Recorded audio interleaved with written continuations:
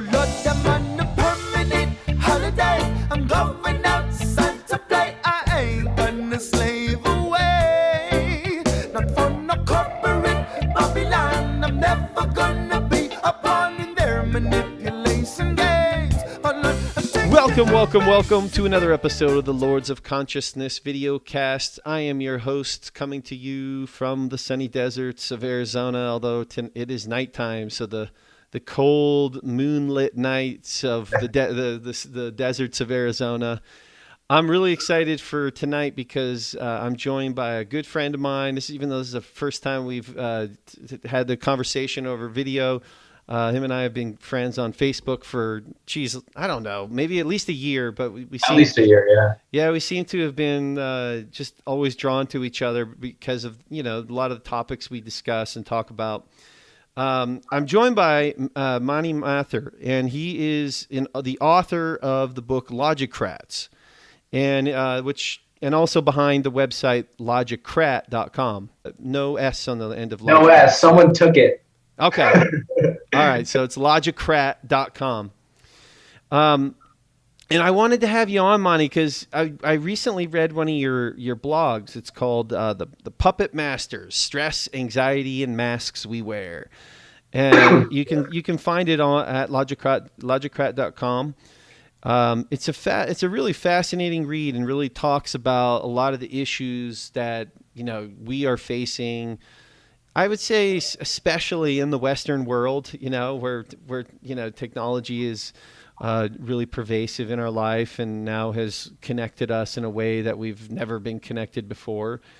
And it's bringing up parts of the human collective that maybe we're unaware of, or maybe it's forced us to look at ourselves in a way that is really groundbreaking and real new ground. And sometimes when you're in a new spot, you tend to have a lot of fear, and you see the dark side of it, but you also can see the light side of it. And I've in this blog post of yours, you start off by talking about the three faces, okay? And there's a Japanese saying, and you have three faces. The first face you show the world, the second face you show your friends and family, and the third you never show anyone. And this is the true reflection of who you are. I wanted you to kind of talk about that. Why and how is there the third face is still a mask? Well, that was kind of like an observation I made, and I'm sure I'm not the first one, but and it's an observation I made from the phrasing of that proverb. If it is a Japanese proverb, like, who knows, like the internet is the internet. So, but I've experienced that myself, where even though there's a private face that I have where I'm mindful of a lot of my insecurities, I'm mindful of the failures that have just happened and like that are on the forefront of my mind and all those things, I feel like we all kind of hedge ourselves, even to ourselves privately, just so we don't completely like give in to the idea of, oh man, I've got nothing. I'm real, like truly experiencing, I guess, what you would call like failure, or whatever that means to you. And I feel like, I've been through that in my life several times, and I've caught myself doing it.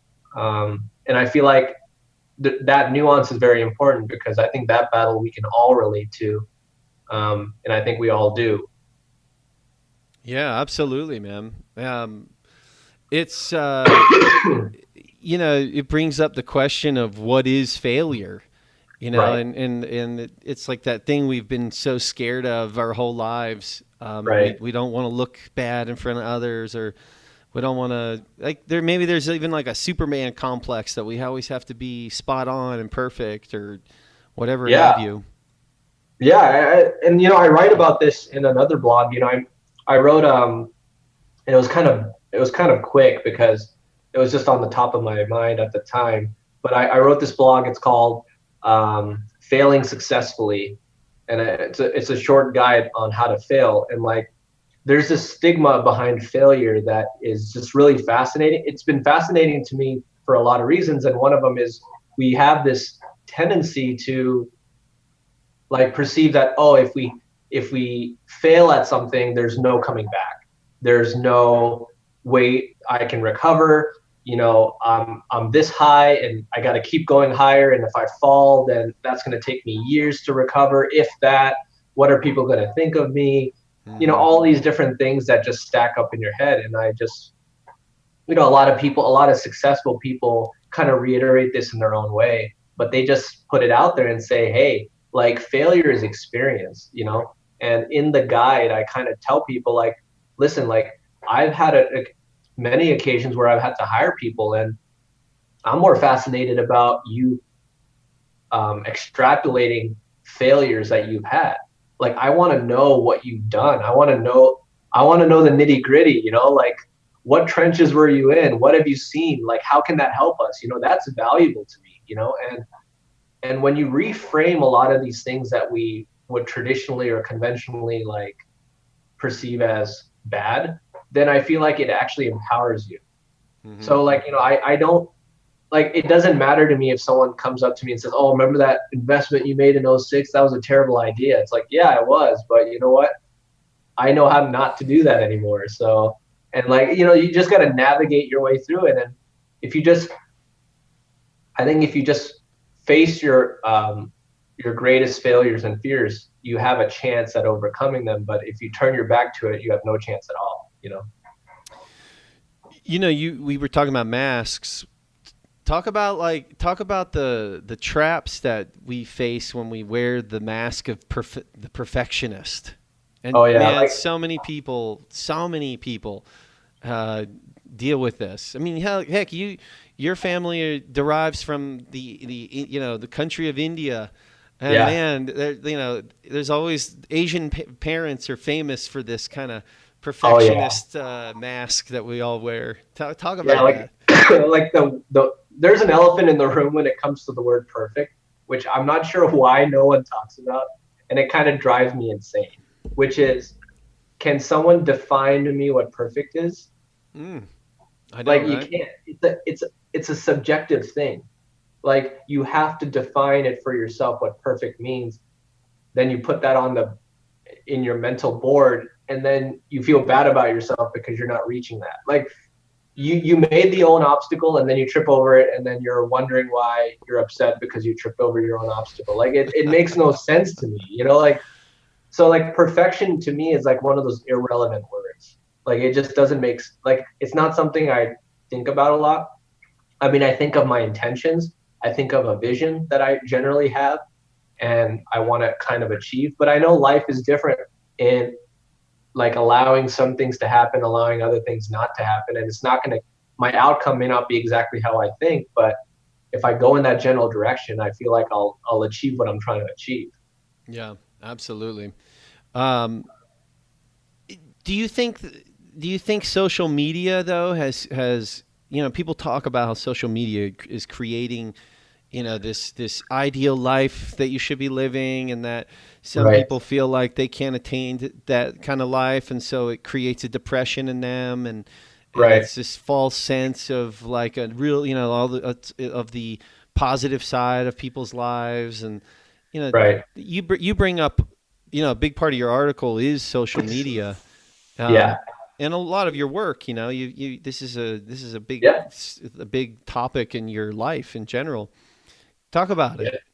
Yeah. Like, well, like, social media, like, I think in everything there are pros and cons. Like, there's things that really have progressed because of social media. Mm-hmm. And then I don't think it's a negative necessarily. It's not like a weakness that has just come upon us. I feel like social media has more exposed, it's exposed mental fallacies and weaknesses that we already had.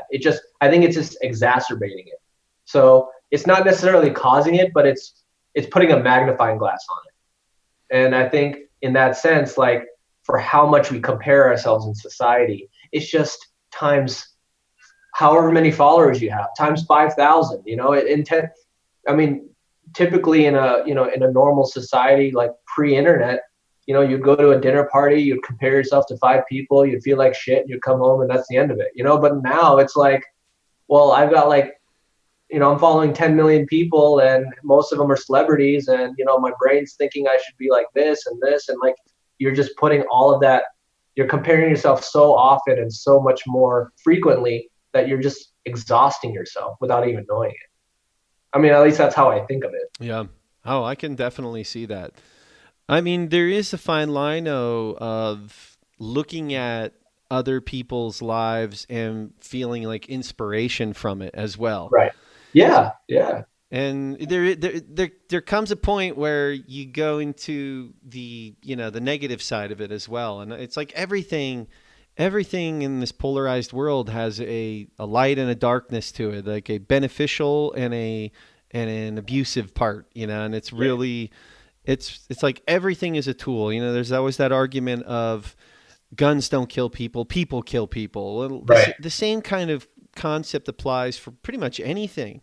I mean, you're drinking that glass of water right now, giving yourself life. I mean, gosh, is there anything more beneficial than water?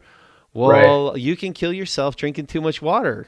Right. You know? Exactly. You like can go out of balance. Everything has to be in a balance and methodical. Otherwise, anything can be seen terribly and anything can be seen like the answer and cure to all, you know, like, and that's where I kind of push back on a lot of the different types of actors we have out there. You know, like, we're in a very politicized environment, which is fine, but, you know, both sides get this wrong in different topics, you know. And like, there's a good and bad if you use it correct, like, you know, if you use it incorrectly or use it correctly. And the same thing with business. You know, there's a lot of negative connotations around business and the CEO and the greed and the money and this and that. And it's like, these are all tools. If we understand the limitations of these things, then we can govern ourselves accordingly and know what to look for.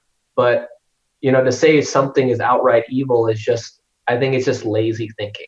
You know what I mean? All right. So, you know, hey, I'm one of those people that do give a certain amount of my energy towards pointing out the ills of corporatism and, you know, and the effects of that. Make a case for the corporation and make a case for the benefit that can come from that type of business structure. Well, it kind of depends on what. Okay, so like, you can see it going, you know, bad shit in some cases, and you can see it doing great things.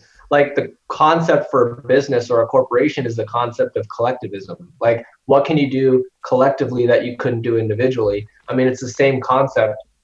You're attaching a profit motive, you know. So like, if you're aware of that, then you can manage it and use it to your advantage. Just like you said, guns don't kill people, people kill people. Like, you can be aware of its limitations or where it can have drawbacks, and then you just have to be aware of those things and move forward. So like, businesses are great, but not in every application, right? Or maybe it would be very difficult to apply business principles in certain areas because there's a lot more that can go wrong instead of that can go right.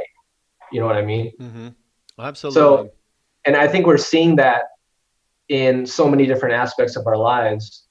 And I mean, you know, like, you know, I always say I'm not going to get political, but fuck it. Like, there's nothing, everything is political and everything is not political. Like, everything relates to everything else, you know? So like, you're seeing it in education with the inflation of the cost of education. You're thinking, you know, you see it in healthcare, you know, you see it, you know, things can get inflated, things can go unchecked, and we just have to be knowledgeable about that. And there's nothing socialistic about it. There's like, it's just common sense, you know. And I think with the extremes, you kind of lose that common sense.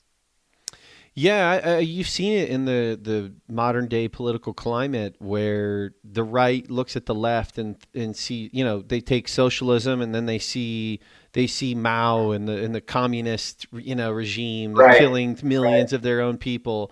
And then the left see the right as a bunch of neo-Nazis. You know, they take like the worst case scenario of, I don't know. I'm not even sure if fascism really is conservatism, but anyway, it's somehow It's allocated equal towards that. opportunity, Clint.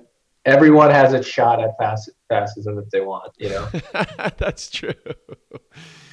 And I always feel like the way to mend the fence between the left and the right is to just look at them as, okay, what if the left is more of just a collective model? And what if the right is the power of the individual?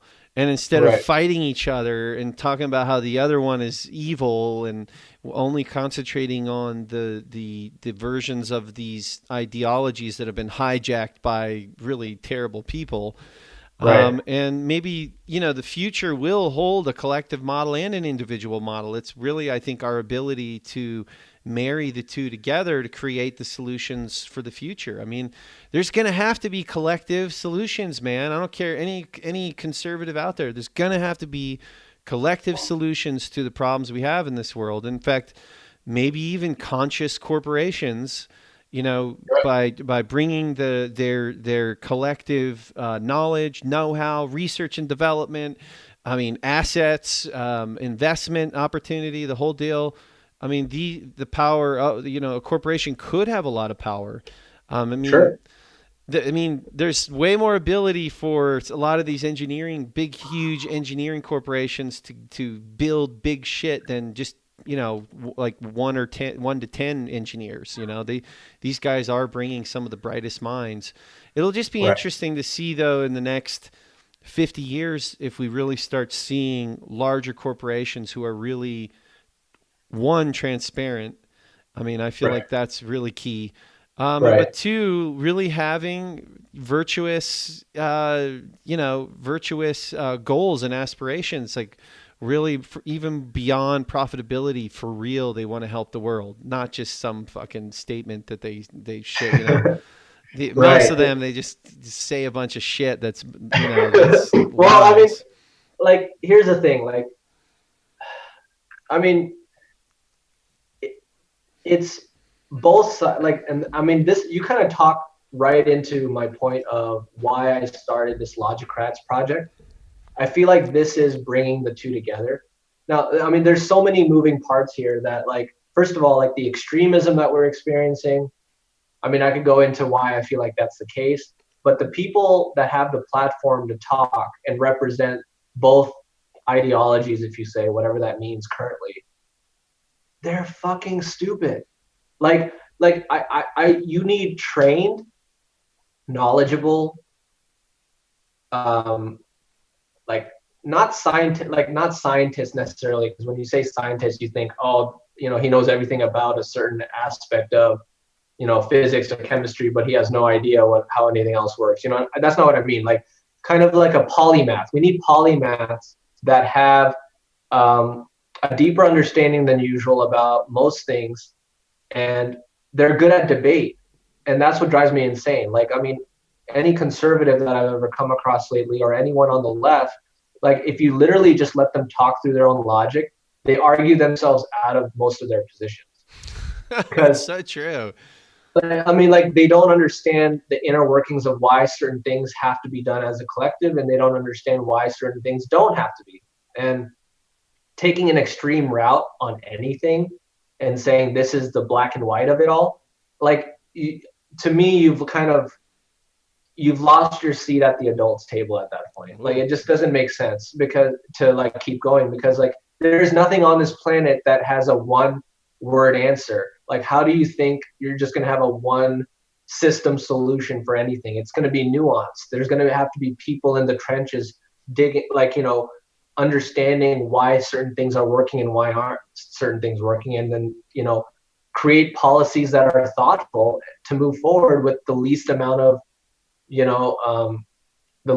of inconvenience to society. It's one of the reasons why I don't really believe in the nation state model. I honestly think the idea that there's like a federal government that is trying to govern 325 million people and we're supposed to come to a consensus is just, it's like, it's set up for failure to begin with. And it's like the system is already set up for all this crazy chaos to take place. Right. And like you said, that the solutions are going to be nuanced. I mean, why not have different parts of the country operating under different models? Like, hey, we're going to have more of an individual model in this part of the country. We're going to have more of or collective model in these parts of the country. And we kind of already do, but I feel like this national influence, these large, huge governing body type of things seems to just be, they go together like oil and water.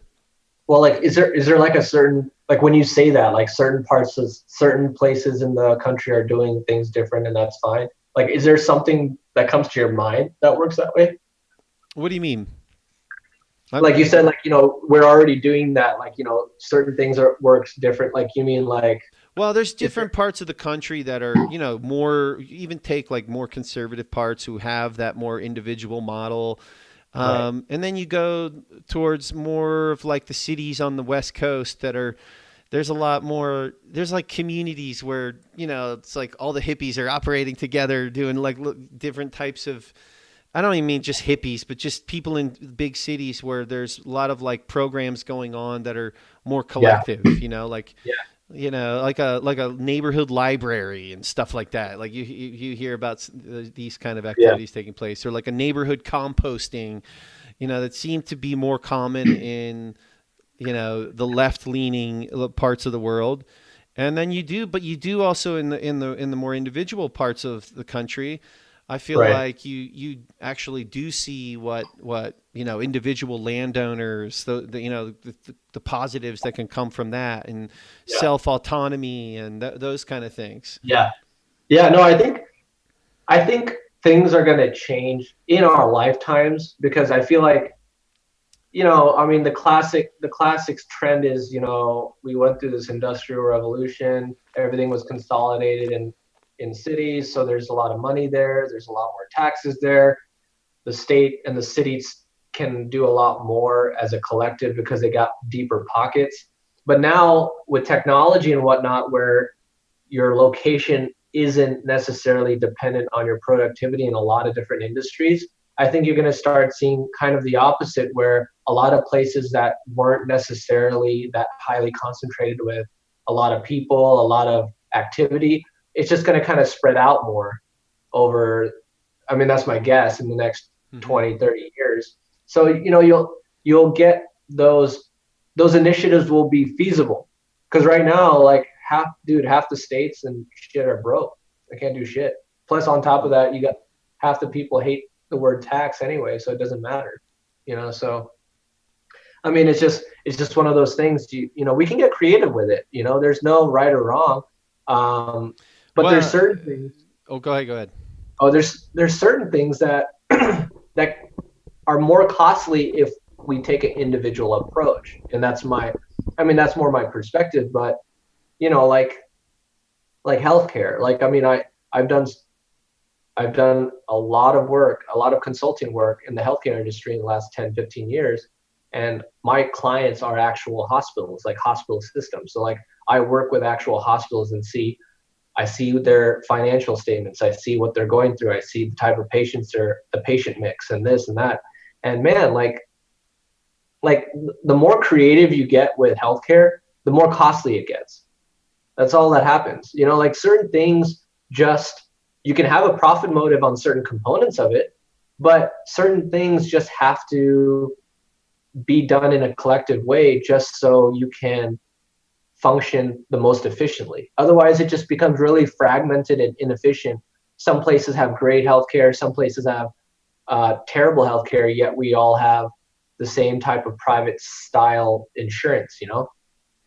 What do you think the answer to it will be? I mean, that's a huge question, obviously, but I mean, a lot of people bring up the argument that healthcare should not be like a profit-driven industry. But how do you have something like that? I think it's like the number one industry in the United States is that the healthcare industry is like the biggest one now, apparently. It's 30%, or not 30, but like north of, I think, 24% of our GDP. So how do you, it just seems like so difficult to like make this transition into a new model with this. I think a lot of it is just inflated. It's just literally inflated. And the fragmentation of it all is what, I mean, it's a really big question, but like if I had to give a really terrible response where I'm going to get so much shit from probably both sides. Yeah, yeah. And I prefer shit from both sides, when I go in on something, like, Absolutely. um, when you have individual insurance pools, not to get too complicated, but like, you got United Healthcare, you got Blue Cross, you got this, that. You've got people within those umbrellas, right? And they're profit driven. So they're going to want the least amount of sick people. That's just how it works. So someone's going to be holding the hot tomato at some point. So like everyone's passing around the sick ones. And that's just what happens because everyone's trying to mitigate the risk of sick people. But the unfortunate thing is we all get sick. It's not like eventually it just happens. So like the most efficient way to manage on a risk profile basis is for everyone to be in the same fucking pool. Mm-hmm. Like that's the only way you minimize the overall risk of everyone.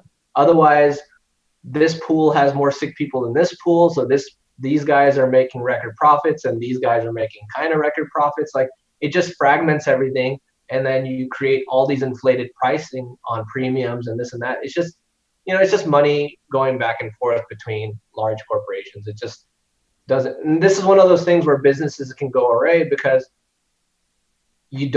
when people that are making the policies don't understand these principles of risk management and stuff, then this is what you get, So it's very simple, but it's a very nuanced situation. So it's hard to have that kind of conversation, with someone who just doesn't believe healthcare is right, or I mean that's what I talk about in Logicrats. Like half the time, like with education is a good example I give.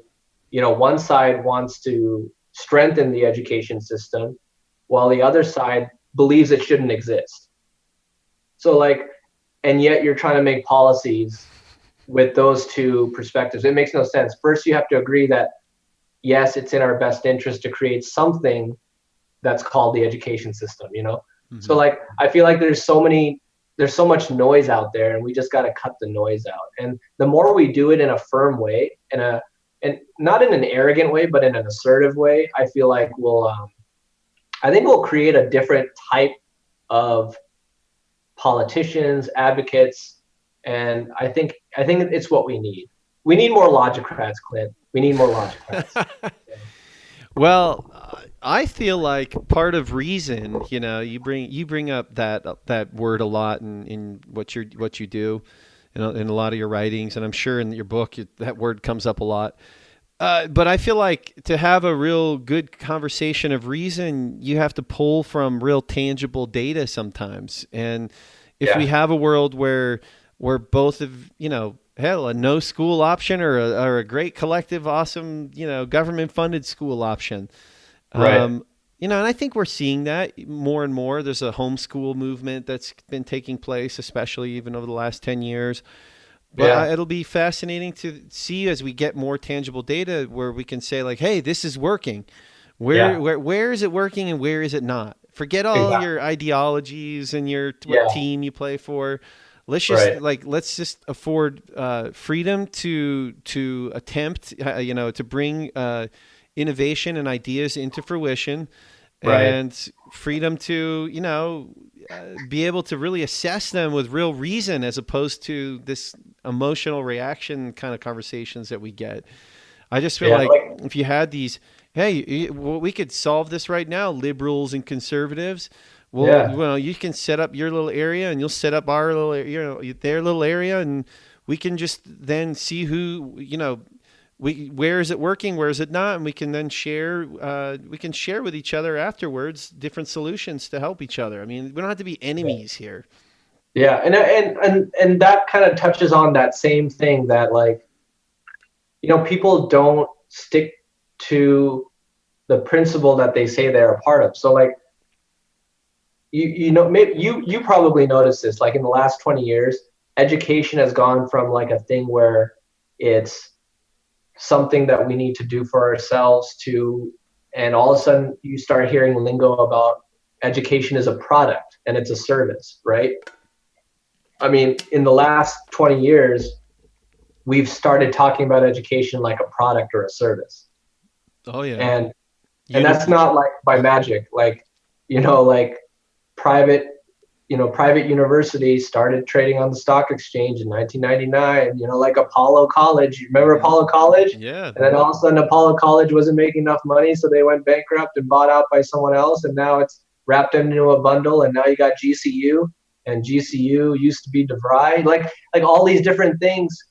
Like, it's so obvious, right? So if we're talking about education as a product or service, then where's the right side saying, all right, well, if it's a product or service, then we need a return policy if things aren't working out?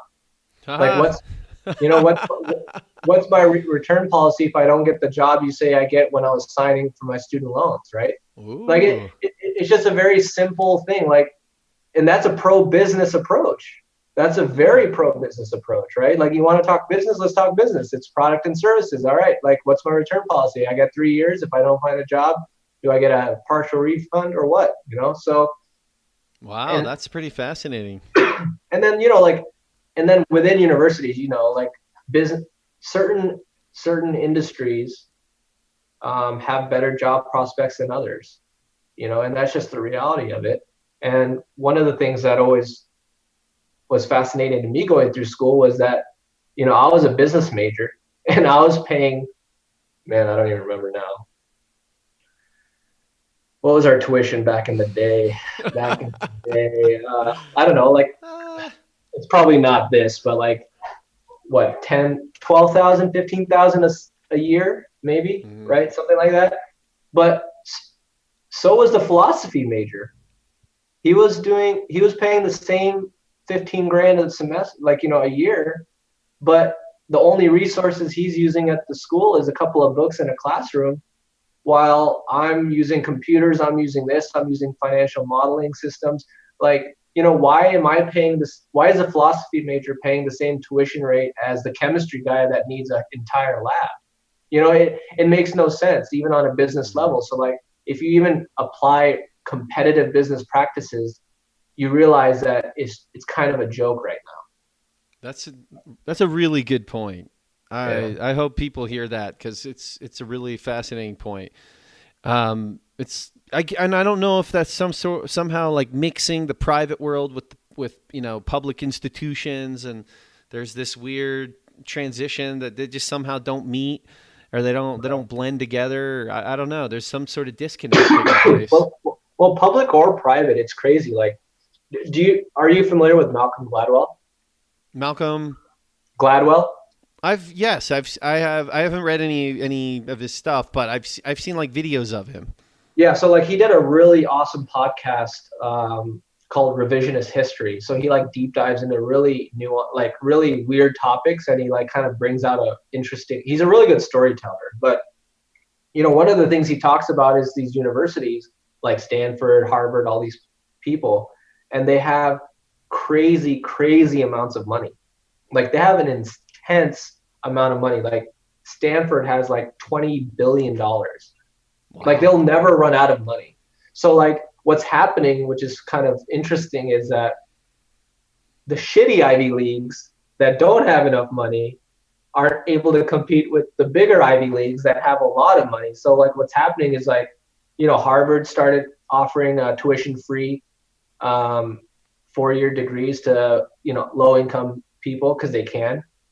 They literally don't need tuition money to move. Like, they make more in interest than, like, wow. It's just unreal. So, all these these other lesser Ivy League schools that can't afford premium chefs and premium cafeterias and all this stuff, like, they're having to compete, and they need tuition money, but they can't issue as many scholarships, and they're just literally like a business being weeded out.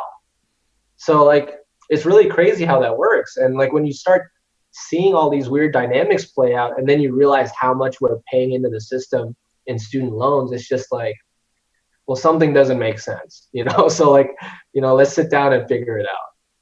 So, Mani, what do you think is the solution to the student loan catastrophe? Honestly, that like here in the United States we're sitting on. I mean, I know like default rates are increasing drastically. I mean, I think it's like 20-30% of people aren't even making payments, and it's, Bernie Sanders was trying to create a solution for that, and even though obviously he didn't make it to the White House, but this conversation keeps coming up in the collective, and it seems kind of ridiculous to handcuff the younger generation with absorbent amount of debt as they go off into being the creators of the providers, like the new generation that's coming up, and to saddle them with so much debt doesn't really make logical sense. Like, how do we fix this problem?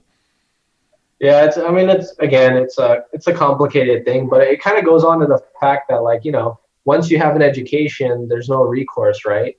And since there's no recourse, and whether you like it or not, how do they keep collecting their money? So I think that's one of the logics behind why even when you file for bankruptcy, your student loan doesn't go away, because there's no asset to take, So I mean, I think that's one part of it, why it's so difficult. But unless we create, here's one way to fix it, and that's to create new economies where people actually have better paying jobs, where a student loan payment is irrelevant. At the end of the day, $50,000 to $80,000 student loan at a 4%, 5%, whatever it is, it's not the craziest thing ever. But it is when your job prospects suck, So I think there's no one magic, silver bullet, but if we applied like 3 or 4 different things to alleviate the pressures, I don't think it would be much of an issue. I mean, like, shit, we sent someone to the moon, like, this isn't that complicated. So do you think we should focus on more, more energy on creating an economy that makes it so people can pay off their loans? That's more advantageous than trying to find out a solution to maybe write down some of these loans, or maybe both. Maybe you write down certain scenarios, and then you also do initiatives to create better types of economies. And the best way to create a good paying job and economy is to create, like, if we start advancing things that it's the same expensive cost no matter where in the world you do it, then it can't be outsourced. It doesn't matter. Like, you're not trying to, put shoes together or something. Like advanced biomedical engineering is fucking expensive whether you're in China or in the US. So it's going to probably stay here. You know what I mean? So, like, there's strategic ways to create all these different things where we can kind of pull people out of these debts that they have. But we got to, I think policymakers, politicians and stuff have to be mindful, and they gotta grow some balls, man. They gotta know how business works, and they gotta get in there, and they have to, like, change some shit, Do you think the major institutions of the world can be changed from within, or do you think that it requires a collapse of some variety? Do we have to start over in a sense? Clint, Donald Trump did it. We can do it too. We can make America great again. We can. I don't think it's that much of a conspiracy when it comes to that stuff. I think you can change it. You just have to be very methodical, and you can't do it by yourself. It's not going to be just one guy, but one guy might be the spark, but you need a group of people. That's why I tried to create this platform. You need a group of people that are polymaths, that understand things at least enough to know that something is a stupid answer.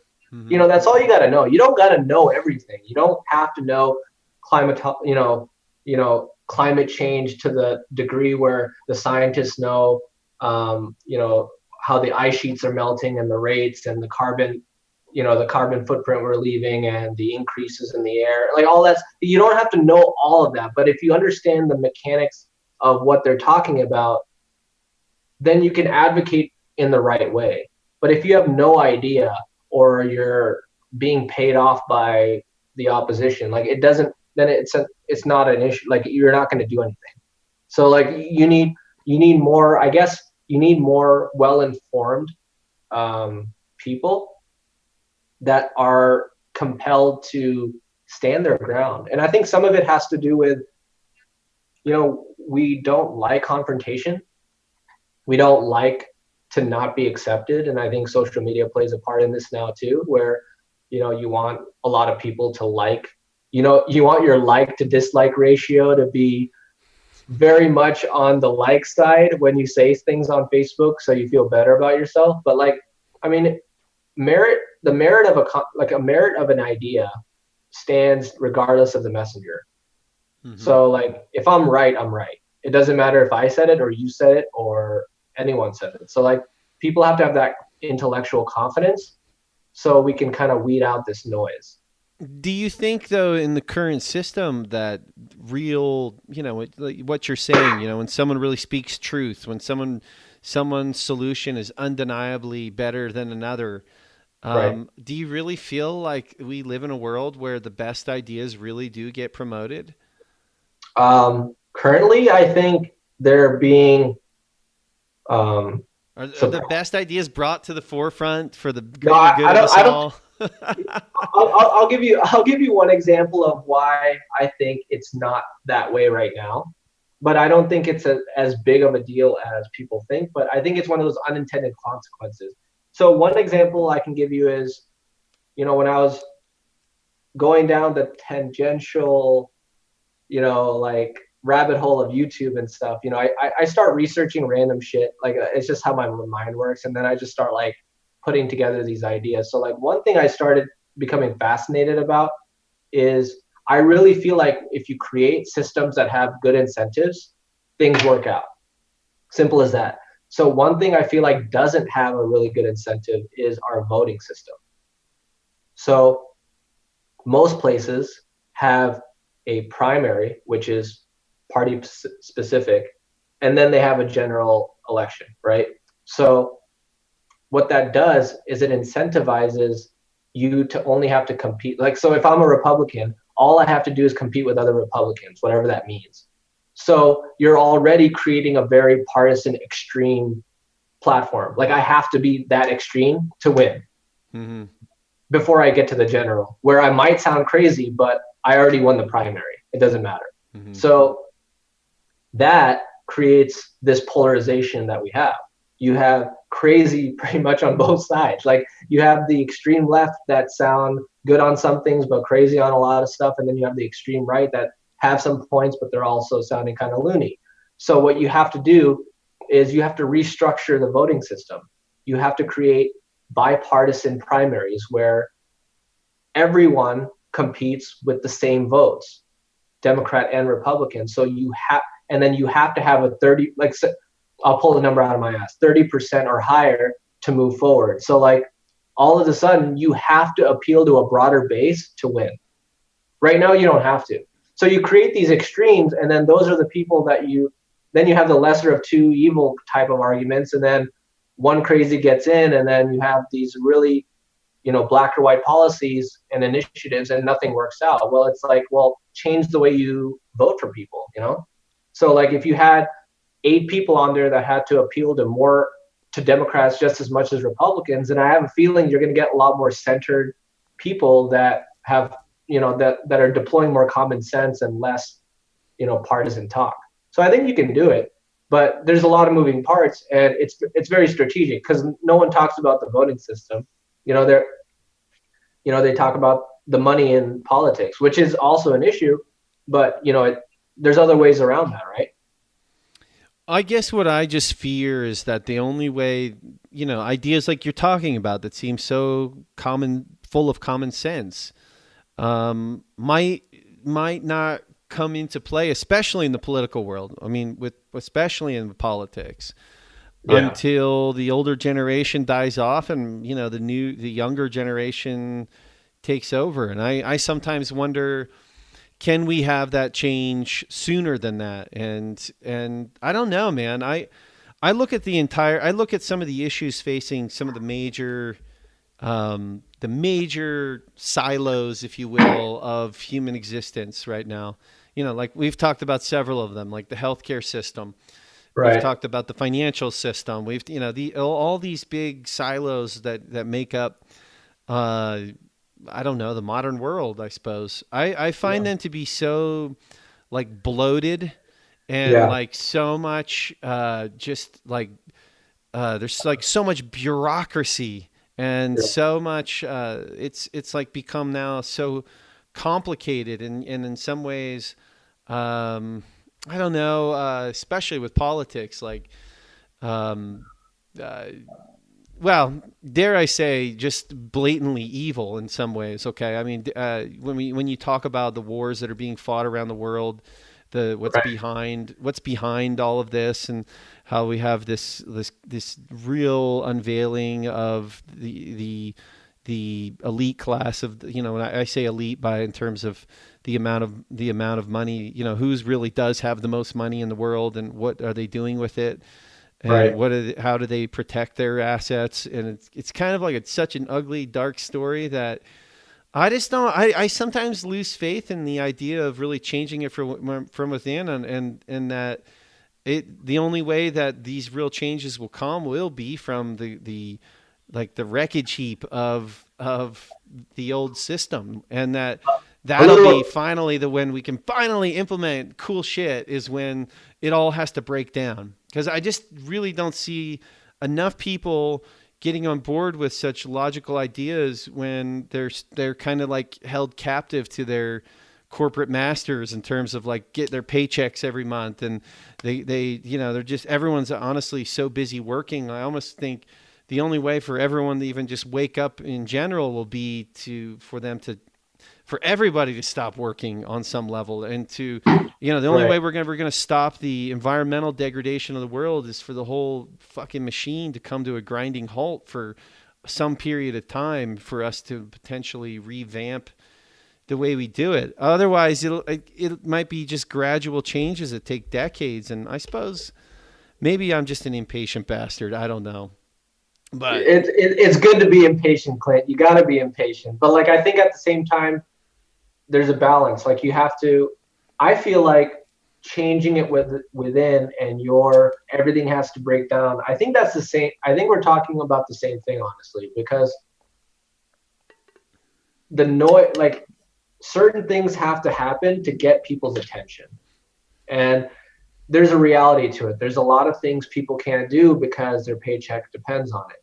And that's just the reality of it, But what has to happen we have to try to find the people that can afford to change the system, irrespective of where they're, they're already like an Elon Musk character. Right, exactly. And I'm saying that can be the start. I'm not saying we need a few billionaires and we can get it done, but I'm saying people in their own right, they're comfortable, they're confident in whatever they're doing, and they take on an initiative, and they have to be assertive with it and have the confidence to see it through. Like, I think if we create a system like we're talking about, like this conversation, these kind of things, this is not crazy extreme conversation. This is very practical conversation. And I think nothing has to change drastically for this to happen. But the reality is certain, like, we're going to have to stop some subsidies. We're going to have to start other subsidies. Some people are not going to be paid as millions as they were last year. Like, those things are just a reality, and you just got to take those things on, and that's it. Like, that's the end. And I think changing it from within, like you say, is a lot easier and it's a lot faster, in my opinion, than the other way around. Because something crazy has to happen to a degree that it destabilizes everything, to the point where people are actually listening. And then on top of that, you have to be there with a microphone, and you got to be ready to go. And you can't be running out of battery, and make sure that microphone has a power source, and you gotta like, there's so much that has to go your way the other way. Like, I feel like it's more I think it's a quicker route to change it from within, but I think we gotta cut the noise, Clint, and I think it starts with us. Yeah, I mean, come to the dark side, Clint. We have cookies. Oh man, it's like such a tough one for me because I see ultimately, as the system stands, I'm not saying that I don't invest any energy into, making it better. I would say I definitely do. Like, and I'm all for, conscious capitalism, and there are like some really good things happening in the world. And I know so often we focus on only the negative stuff that's happening, and usually the real dark stuff is what gets on the headlines. And so It's really difficult to know, what percentage of the whole human experience is this deep dark shit, or what percentage of it's actually like epically beautiful and epically, evolving into something even more beautiful. And that's, ultimately that's my true belief and faith inside of me every day, is like, I am very optimistic about the humanity. Even though we seemingly are faced with some major issues, and I do feel like the current models that we have in place they're just showing themselves for being, what do you call it? They're not the most efficient models. And if you use a model that isn't the most efficient, eventually it's going to run into a brick wall and won't be able to get around it, and you have to do something different. Right. And so ultimately, I guess it comes back to humans' ability to change, and overcoming our fear of that. Right. No, I think you're spot on there.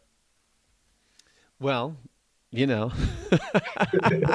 I think that's the exact, because at the end of the day, it's a choice. Mm-hmm. You got to choose which direction you want to go. And it doesn't take much, dude. Like, seriously, like, you got an MBA. I know you're one of those elites. You're just undercover. You're changing things from within already. I know it.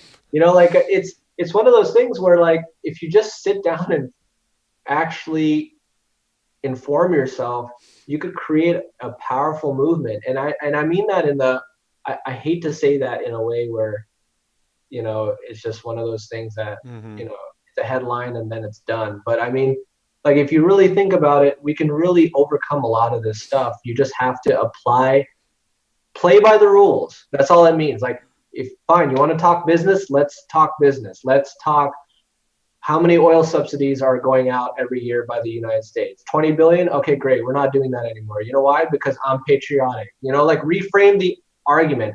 I don't want to be dependent on foreign oil. And anyone who says otherwise is not an American. End of story.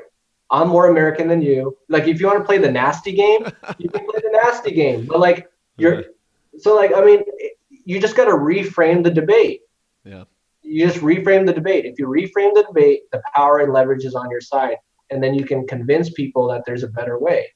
So, it doesn't. I mean, Elon Musk is one person who said, "Oh, we could be completely, off the grid, independent, and not dependent on oil if we had a solar field." I forget what he was talking about, but like, if you had a solar field and you could put the entire thing in Nevada, but that doesn't make sense because you gotta transport the power, so you'd have little pockets all around the US. But the tech is already there. Like, you could be literally completely independent of carbon emissions and this and that in 10 years if we literally went at it like we did when we wanted to go to the moon. It's not that hard.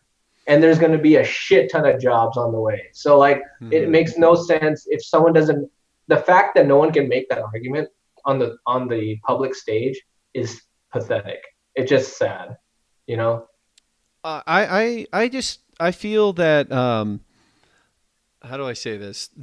That the best course of action, at least for my own life, for me, is to bring to fruition the life that I really want to see, like the society I want to see. I need to be freaking living that already on a microcosm level. Maybe with fucking 2 people. I don't know. If that's all it is, and that's all it is. At least it's a start. Wow, Clint, but it's like way to have really. instant gratification. What's that? Your American is showing. You need that instant gratification. Yeah, I want it now. yeah, well, dude, trust me.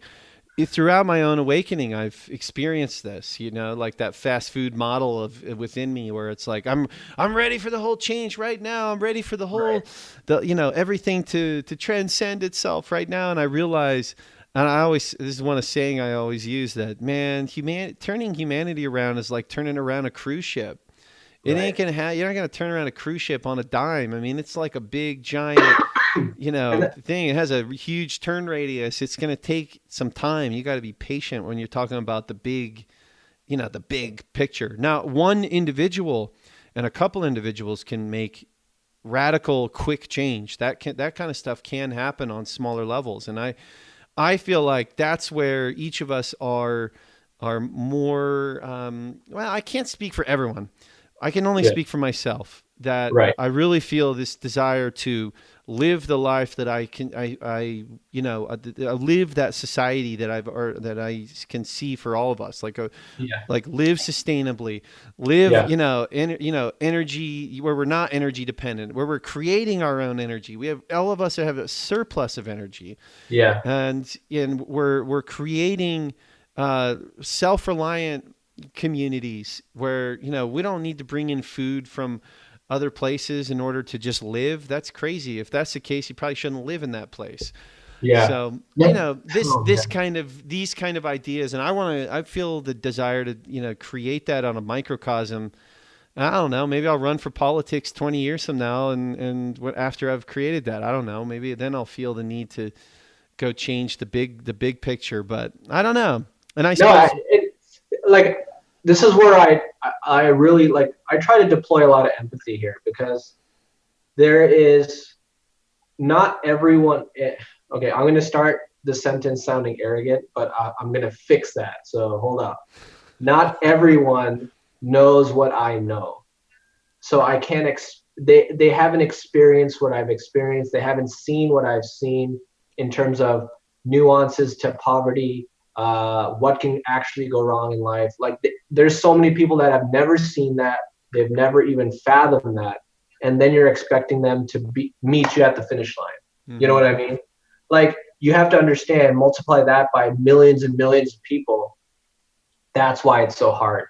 And if we deploy empathy when we're engaging, and it's exhausting, man, you're going to sound like a broken record over and over. But if we create, and that's why I try to keep that energy up, because we have to, every person's interaction with us is there first, so when they're introduced to different ideas, we have to be there to show them from wherever they're starting. You know what I mean? And I think that if we deploy that kind of empathy, I think we can make a huge, and I think it's not like a ship, but it is, in a way, I think you're right. You got to create the momentum, and that takes time. That takes contact. You got to contact. You got to talk to one person, talk to 5, talk to 10, talk to 20. And soon you just start seeing it kind of change direction a little bit. You know what I mean? And we may not realize it, that what effect we're having, but if we're fortunate, we will. But I think we can do it. I think it's in our realm. It's nothing. There's nothing new we have to discover to fix our problems. That's what is the most mind-boggling thing to me. I know. It's like all the solutions are there. It's just a matter of getting them implemented. Right. Exactly. So we just got to get creative with it. We need artists in politics, in a sense. You need people that can take different ideas from different disciplines and put them together in a way that makes sense to the common. You know what I mean? Mm-hmm. Absolutely, man. I love it.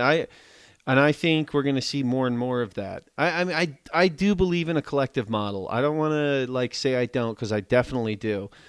I just feel like in some ways, if we're going to really transcend this, we're going to need a lot of really strong individuals who make up that collective. And Right. even if that collective starts small, but if you get enough really strong individuals, Right. you can do something pretty epic. And I feel that, man. I'm right there with you. Maybe that's why you and me are meant to meet each other, especially because, we both live in the same greater, metropolitan area. Yeah. And, I don't make enough emphasis on here about that, in terms of Arizona wise. But man, we're always looking. I think you and I both are always looking for collaboration in many ways.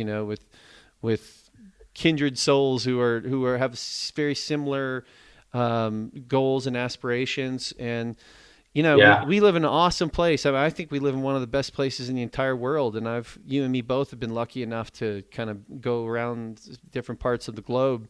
And Oh we yeah. live in an already special place. But like, how can we take this even further? Yeah. And how can we continue to do that? And I'm really excited for what the future holds. I mean, I'm excited for right now, but I really am excited for the path that we're on, in our local level, and everyone who's listening, wherever local level you're at. I'm patient. I'm getting more patient, but Yeah. I can Yeah, really what is see. that? What is that thing Gary Vee says? You got to be macro patient Oh, and micro, yes. on crack. That makes a lot of sense, actually. Yeah. I recently I saw him last week here in Phoenix. He's speaking, Oh, um, nice. Yeah. and man, he is one of those guys that man, he helps you. He really helps you find that crack cocaine micro Yeah. Yeah. focus.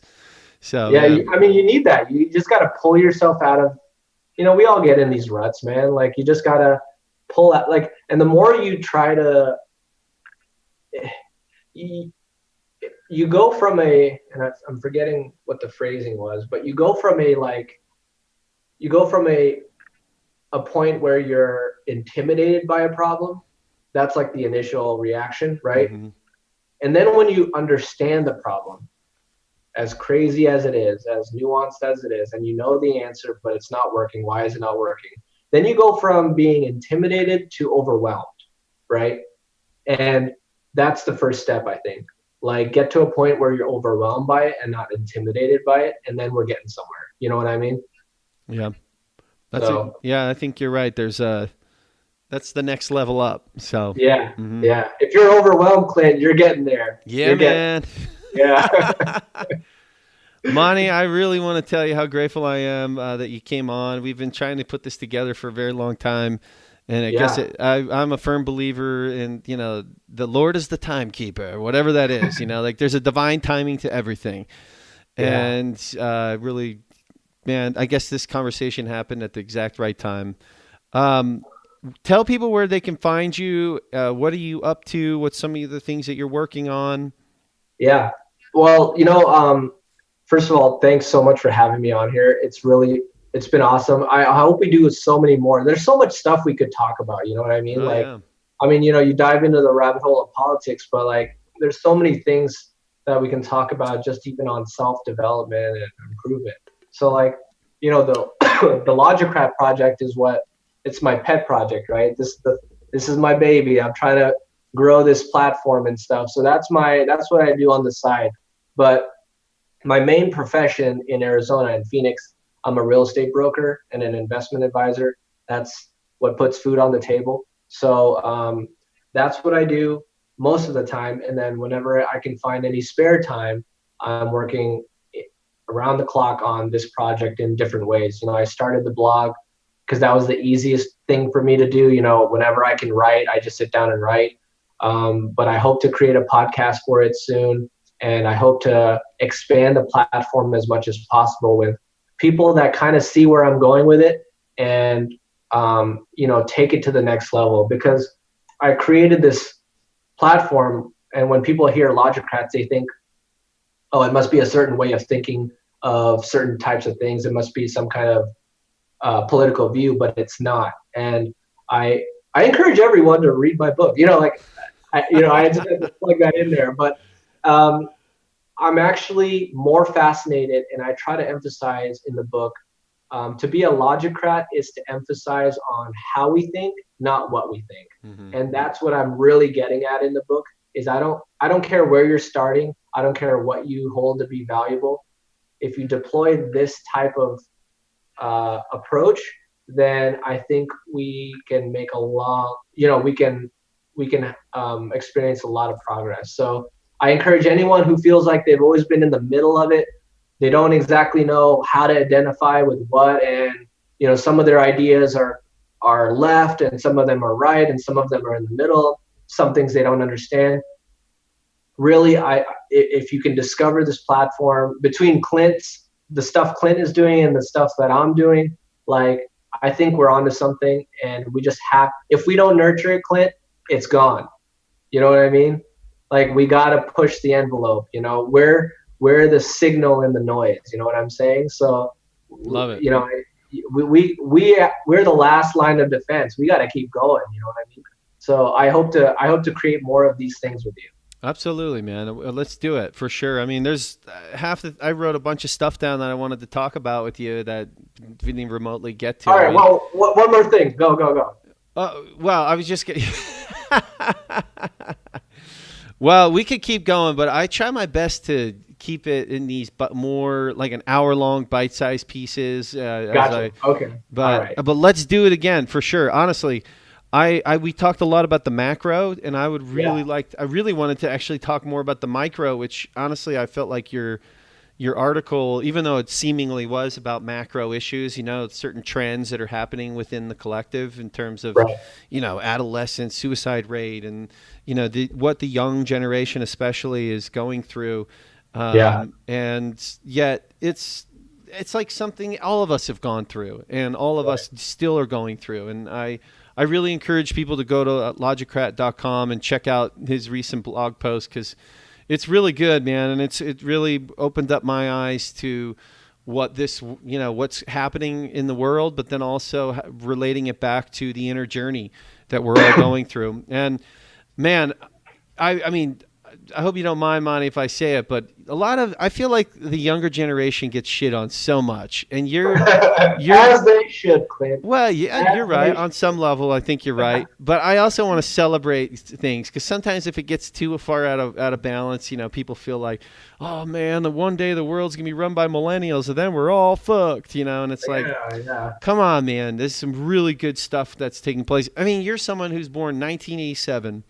And you're one of those guys, I think, that's just like you're like the poster child of what the millennials can be because you are a responsible guy. You actually do work hard. You're not just sitting around living at your mom's house, okay? Which for whatever reason people think that's what all millennials do, and that's not at all the case, if you ask me. Right.